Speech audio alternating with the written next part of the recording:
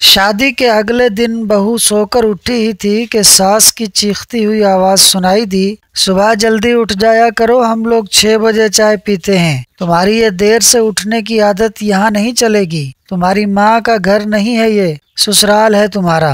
بہو نے کوئی جواب نہ دیا، اپنے کمرے میں گئی، ڈائری، پین اور 2 بیگ لے کر واپس آئی۔ ایک بیگ کھول کر لسٹ نکالی اور کہا، ساسو ماں یہ رہی وہ لسٹ جو شادی سے پہلے آپ لوگوں نے میرے گھر بھیجی تھی، چیک کر لیں کوئی چیز کم تو نہیں۔ ہونڈا سٹی گاڑی، 42 inch smart T V, fridge, automatic washing machine, mixer, oven, electronic سامان اور 10 تولے سونا، یہ رہیں رسیدیں۔ آپ لوگوں نے اپنے لڑکے کی قیمت لگائی جو کہ میرے والدین نے ادا کر دی اور میرے لیے شوہر خرید لیا۔ اب آپ بتائیں میرے بارے میں کہ کوئی ڈیمانڈ کی گئی تھی کہ لڑکی کیسی ہونی چاہیے اور کتنے بجے سونا اور جاگنا چاہیے؟ پھر وہ دوسرے بیگ کی زپ کھولنے لگی۔ سب لوگ دلچسپی سے دیکھنے لگے کہ دیکھیں اس میں کیا ہے، جبکہ ساس نے تو پوچھ ہی لیا۔ بہو نے کہا، میرے والد نے یہ 30 بور کا ریوالور دیا تھا اور کہا تھا کہ بیٹی تم یہاں تھی تو تمہاری حفاظت میرا فرض تھا، اب تمہیں خود اپنی حفاظت کرنا ہوگی۔ ساس نے اپنی بے ترتیب سانسوں پر قابو پایا